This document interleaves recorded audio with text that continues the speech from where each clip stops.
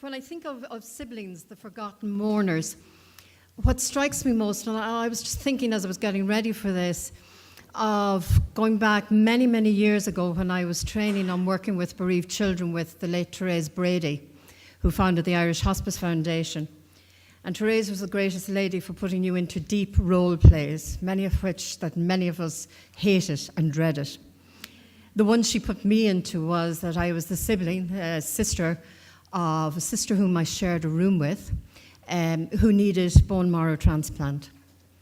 And as we got into the role play, I lost myself.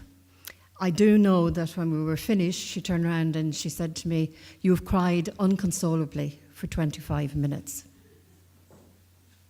I sat and I had realized in that moment that I was grieving for the what might have beens of life. The brothers and sisters that my mother lost because she was rhesus negative, 4 of them in all, that I ended up being an only child. So when we come along and we think of sibling loss, it comes up in many, many different forms. When we think of it in terms of the children actually disenfranchising themselves. In the middle of all of what we've heard today, we think of Simon Harris this morning saying it's a painful reality that they have to face. That's fact. What's the depth behind the fact? We heard Dr. Bob talk about the idea of Hannah's choice and the reference to sisterly love. I'm sure all these words have resonated with you through the day, but in fact there's a backstory to every single one of them. We think of these siblings because of the situation that we look, and in the standards of maternity care at one level, we look at the family, and the family being the parents and the child who has the medical condition. That's where it stops. When we turn around and we look at it, we think we need to broaden that circle. We think of it as well in terms of the family who are so consumed with these illnesses that in fact it's very, very hard to give attention to your siblings who are left at home, perhaps down in Kerry while you're in a hospital in Dublin. The geographical remove is colossal. Have these siblings been farmed out to a neighbour? Somebody who knows nothing about grief, somebody who doesn't even realise the impact on these children of what this illness is going to be. They become disenfranchised by our communities because communities so often actually think, oh, aren't they great? They're going to school, they're doing the routines, they're fine.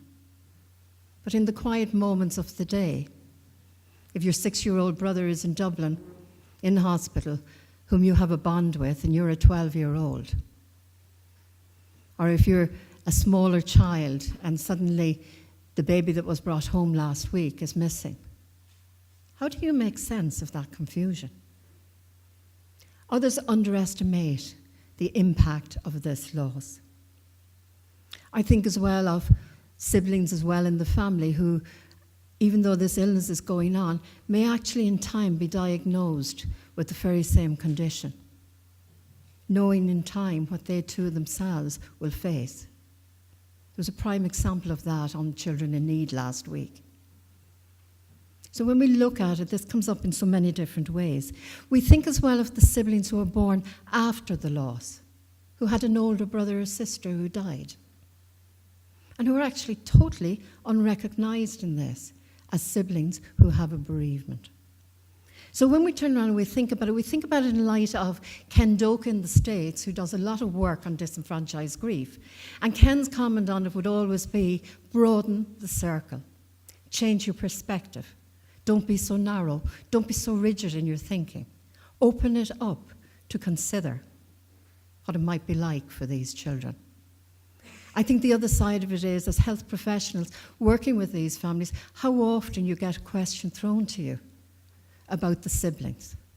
A parent anxious or worried is asking you about something. And it's like, have you got the information to answer? Or in fact, oh gosh, I don't know that either. So it's a little bit, as Sharon talked about earlier, you know, the nursing students who say, oh gosh, I don't know whether I have the skills to do. And yet those skills are there, and they're within us in lots of ways. because we've all had loss. When we think of sibling loss in particular, we think of it as a unique relationship that we've had with the child who is ill and who dies. How many days we knew them, how long they were in my life. I think of somebody who has come from another country into Ireland saying to me when her daughter was born, she suddenly realised that she was running into a lot of difficulty. And she said to me, it's only now with my own daughter that I realised the impact of my teenage sister's death. She was 15 at the time, her sister was 13. She said, my parents went off to a city in the other part of our country and came back to tell us that she was dead. And she said, I was okay at the time, but a few years later, I went completely off the rails. I did the drugs, I did everything else, and I went completely off the rails. But it's only now, in my adult life, when I have my own daughter, that I realise the impact. We often find that in the family grief, we talk about the disfranchisement. We think of the silence in the family scripts. And I think of a young girl who came to me at 18 years of age, suffering depression. And the thing about it was fascinating. It was about at least 3 weeks and 3 sessions before it actually came up, where she disclosed to me, before I was born, she says, my mother lost my older brother. He was 12 years of age, and he actually died to cancer. And when I was 4 years of age, my sister actually died from a cardiac condition. And here was this sibling in the family, the only healthy surviving girl, because Mum actually had health issues, so had Dad. But here was this girl who was actually carrying the legacy of the family grief because nobody spoke about it. She told me what it was like. She said, there's a room in the house that's like a shrine. There's photographs of them everywhere. And at 18 years of age, she says, I think there's about 3 photos of me in the house. As a sibling, she had become totally invisible. With the work that was done, we were able to allow it to actually open into communication in the family.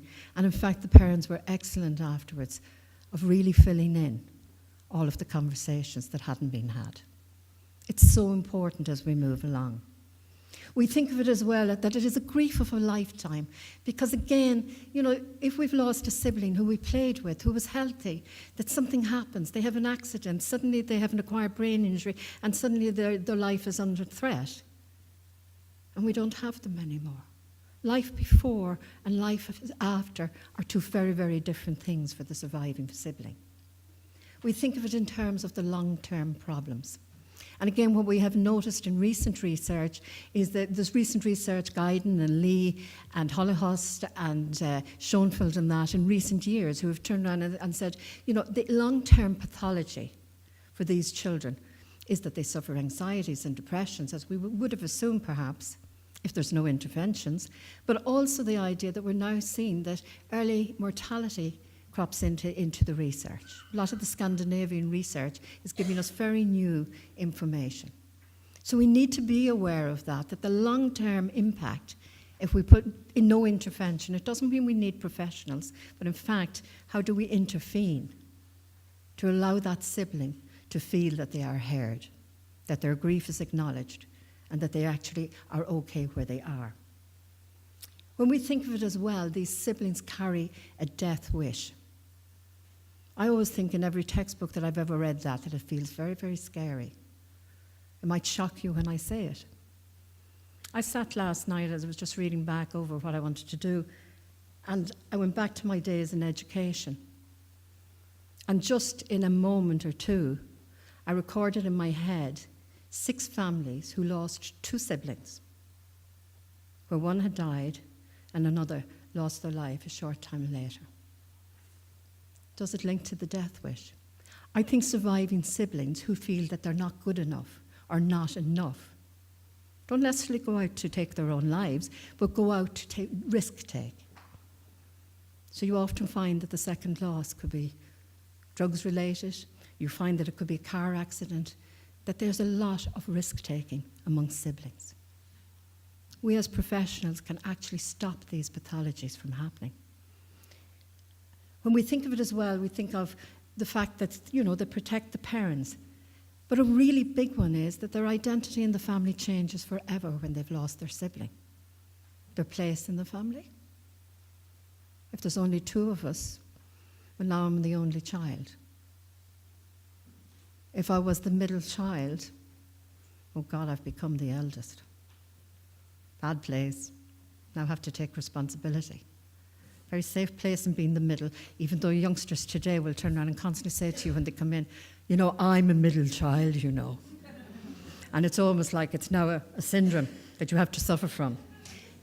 And it's fascinating because that has a huge, huge impact in the shift and the roles that shift as we move along.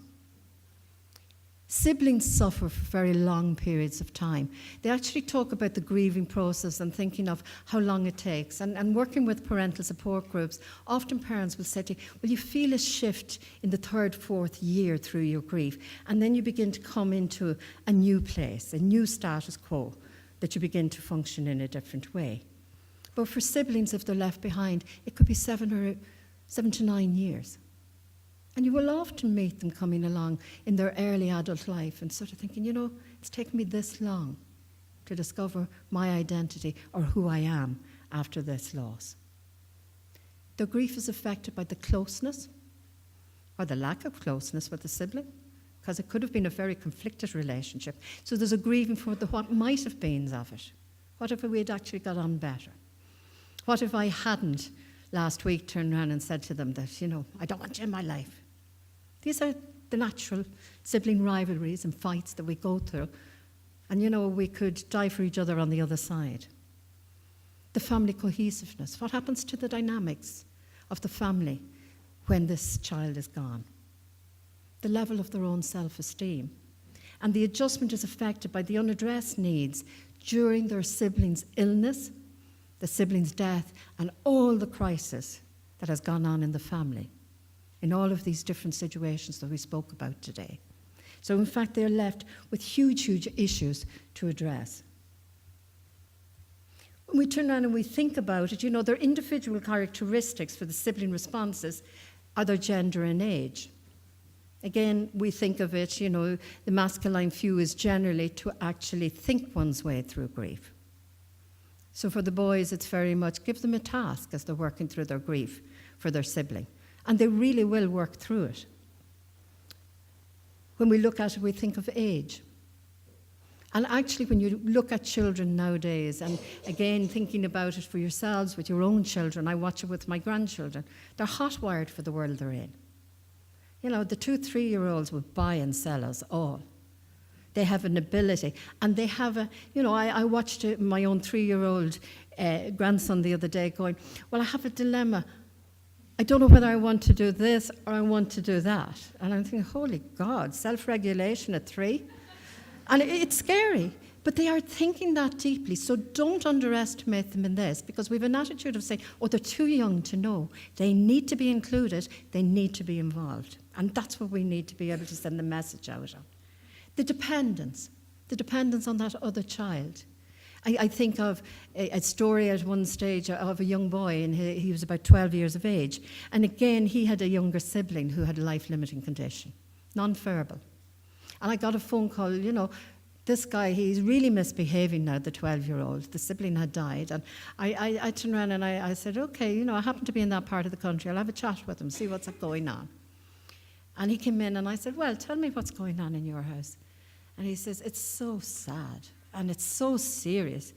And sure, Mum and Dad, like, I mean, they just, you know, they don't even talk anymore.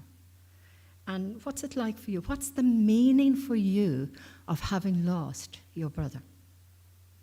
I've no one to talk to, he said. Now, remember what I said?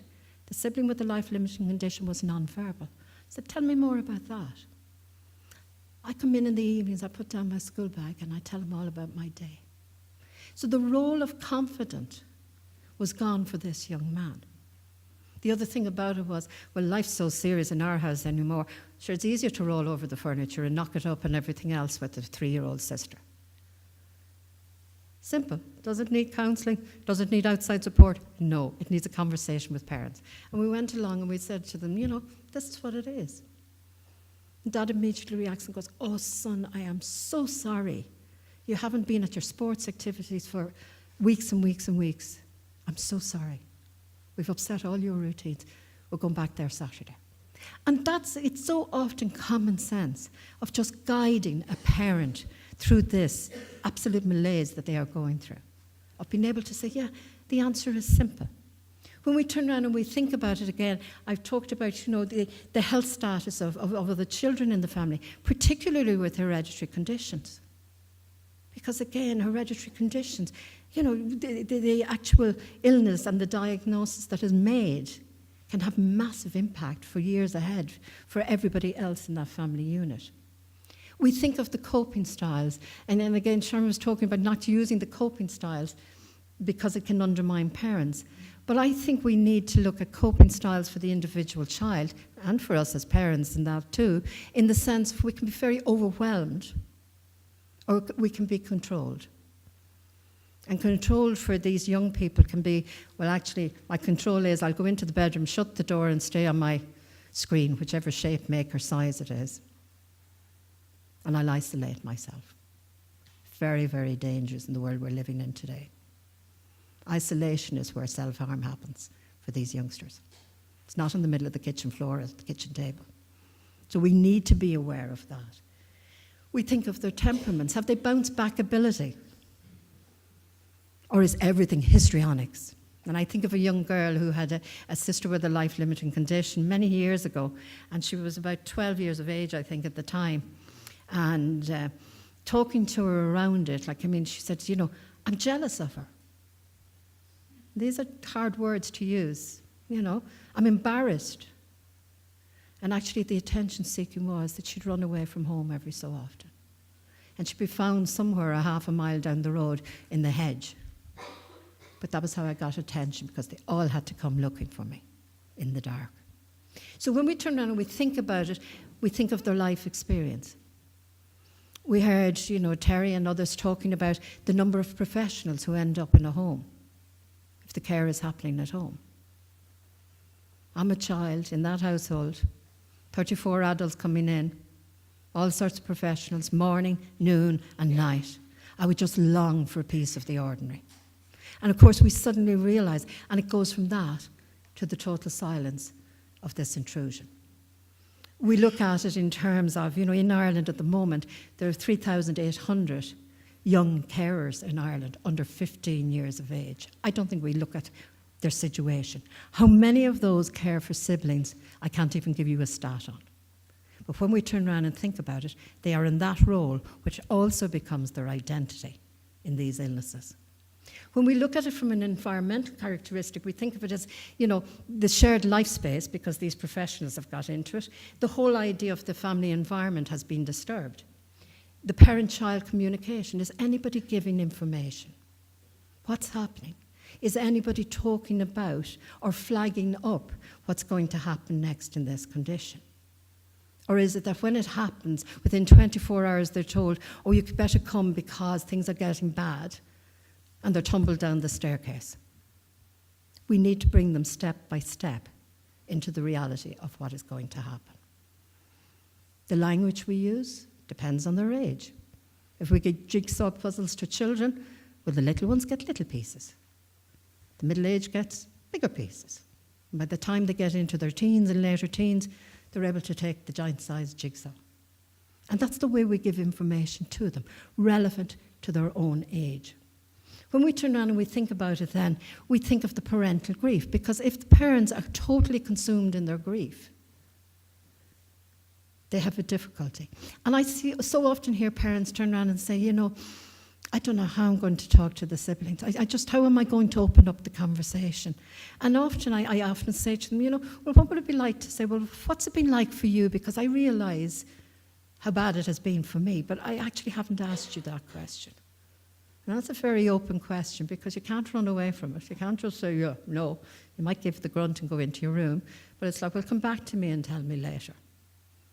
Because remember, it might be on my agenda to ask, but they might not be ready to answer right at that moment. And I think that's the important piece. We think of the family functioning. The dynamic has gone crazy. when this happens, the status quo has changed forever. There's a bomb has hit. We're going through transition, chaos, and change. It is going to take time to come to a new status quo. And in that, that's going to have an impact on everybody. The situational characteristics are the cause of the death. Again, when you think about it in terms of these situations, what's the trajectory of the illness? You know, how's things moving along with prognosis and the idea that, yes, this is going to take a certain time frame, and then something happens, that it happens much more suddenly than anybody expected, and everybody is thrown into chaos. So when we see it again, where did death occur? And we looked at all the different situations and the scenarios today. We think of why people choose that it happens in the family home and why other people just can't do that, because we don't all come with the same coping skills or the same ability. Now, I think that is something we constantly recognise. But if it happens in the family home, it becomes very natural. Because these children have been in and out despite their age, and they want to be. And sometimes the older siblings are able to help with the care, and they're able to be involved. And the involvement, because we need to involve bereaved children in these losses. And that, you know, it's like one hops in the door and goes, "Can I be part of it too, please?" And it's so natural, isn't that the way our family lives go? And that's what we need to allow to see happen. And then again, we turn around and we look at it, and we think of it in terms of the context of the family belief system. Oh, children shouldn't be involved. Oh, no. You know, and all of these pieces. And sometimes as professionals, we can come back and say gently, well, you know, professional opinion or guidelines will actually say, you know, it actually is good for them to talk. It is good to include them. And even in the rituals and the rites of passage, because if we deny them those, and what siblings love to do is, maybe I have a picture to give and I want to offer it, or maybe I can sing and I want to sing. And okay, every adult in the place will have tears streaming down their face, but they are doing what they need to do, and they've gained a control. When we turn around and we look at it as well, you know, we think of the family scripts, the silence. We don't talk about it. How many older families in Ireland discovered that they had brothers and sisters when a mother or father had died? They discovered something in the cupboard. We don't want an Ireland like that from here on. We think of it as well in terms of the siblings themselves. We look at what it's like from the outside in. But I think there's 4 key things from talking to siblings that is from the inside out. And one is, I hurt inside. I do not understand. I do not belong. And I am not enough. That last statement is huge. Let's examine them a little bit deeper. The hurting inside comes up in all sorts of different ways and can manifest itself sometimes in symptomatology.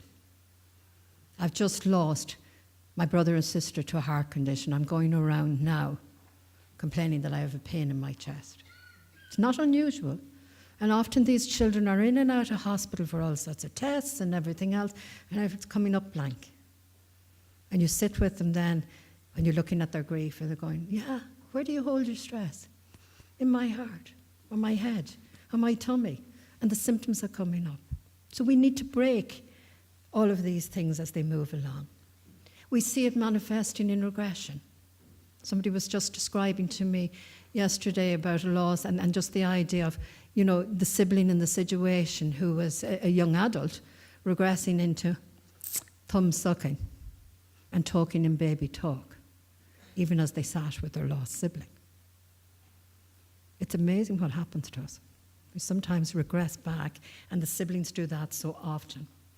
We see it in the everyday symptoms of grief, the loss of appetite, the difficulties with sleep, and so on. We are on a short squib.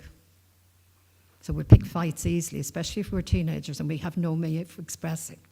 Or we see, as younger families will say, and the parents are constantly worried about, is that the 4 or 5-year-old is acting up and like everything is, you know, into a tantrum. And I was saying to them, look, they don't have the language, the emotional language yet to express this. I was sent a link last night to a BBC 5 piece that was done. And there's this guy, Louis Weinstock, he's a child psychotherapist in the UK, and he's working with parents who have been bereaved, and the children at the moment, to develop, and this is the age we're living in now, a lovely digital piece that is going to actually be launched in the springtime called A Part of Me. A-P-A-R-T of me.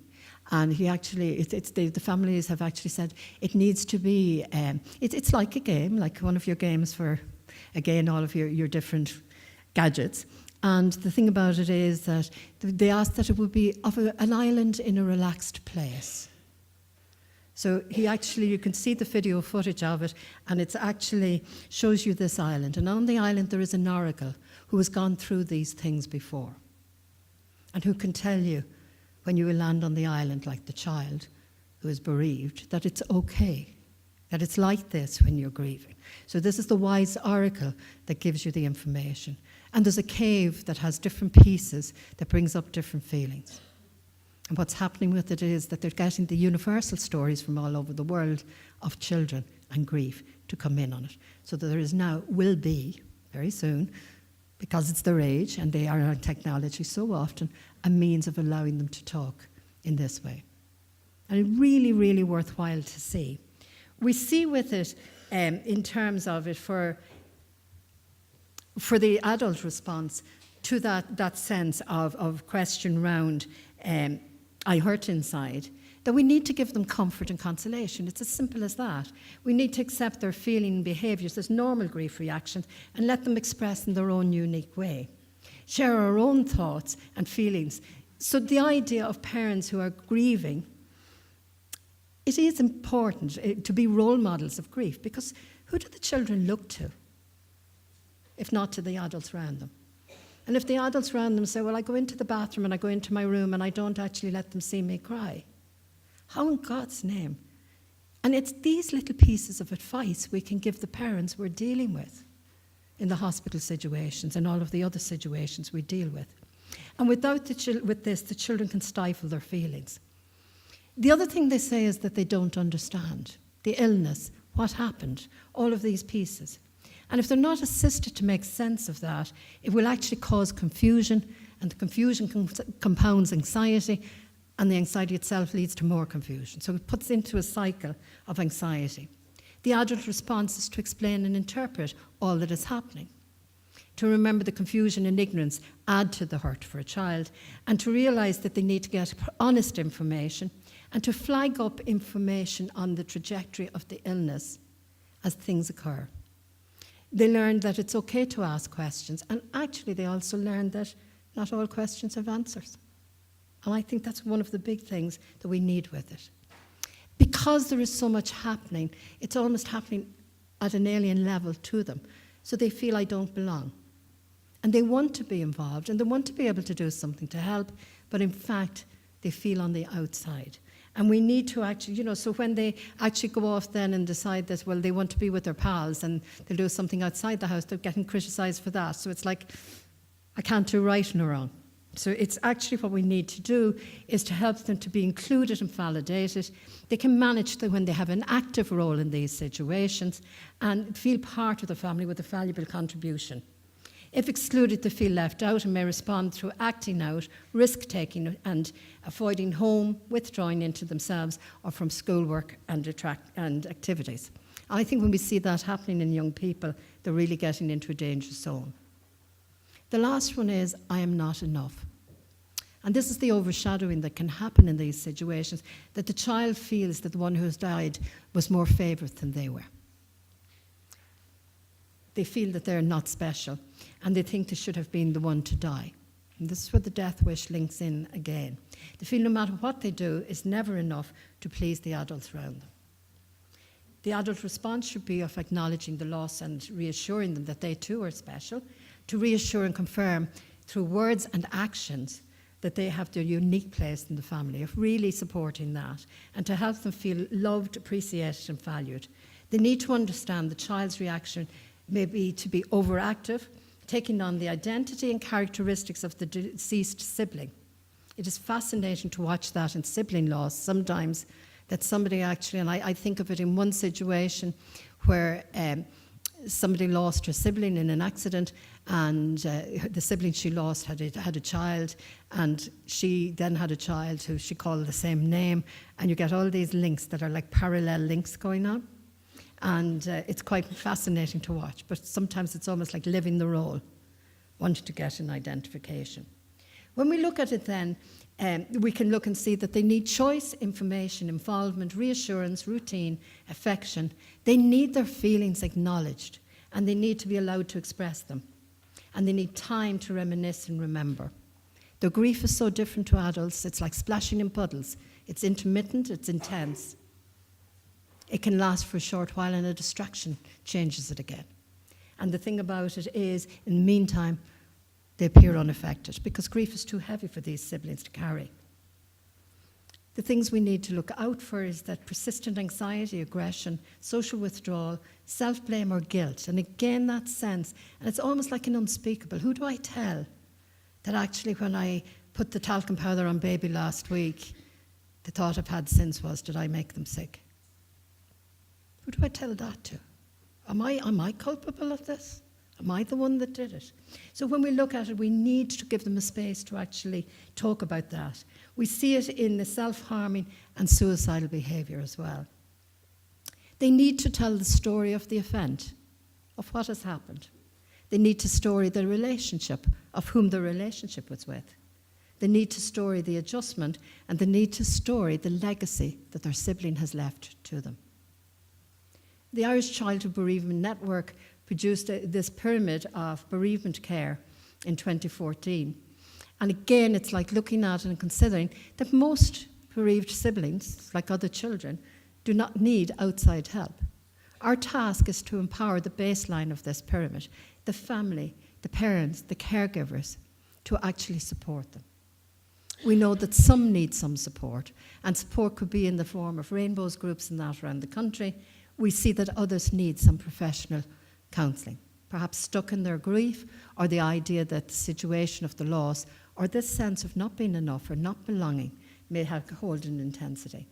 And a very small number may need mental health services, generally because of pre-existing situations or heightened anxiety that we need to follow through. When we think of it, it's a journey through a valley to a place of accommodation on the other side. How long it takes, we're not sure.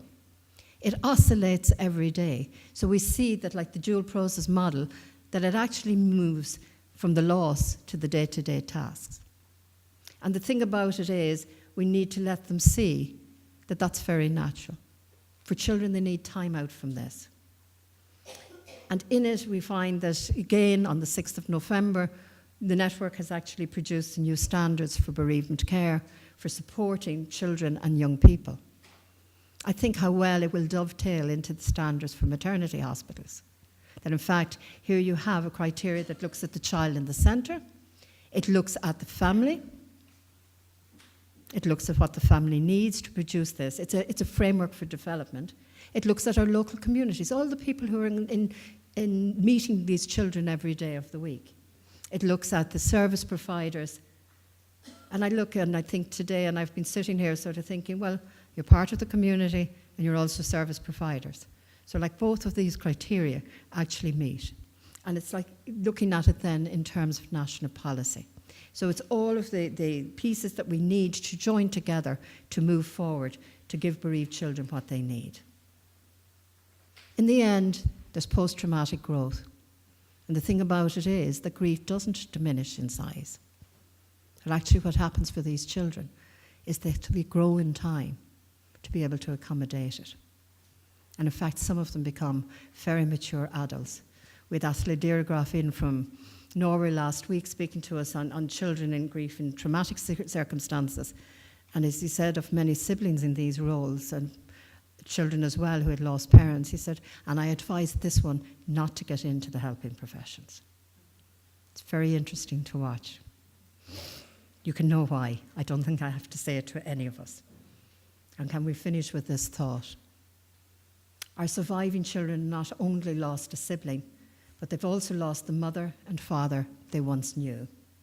Everything is different now. Thank you.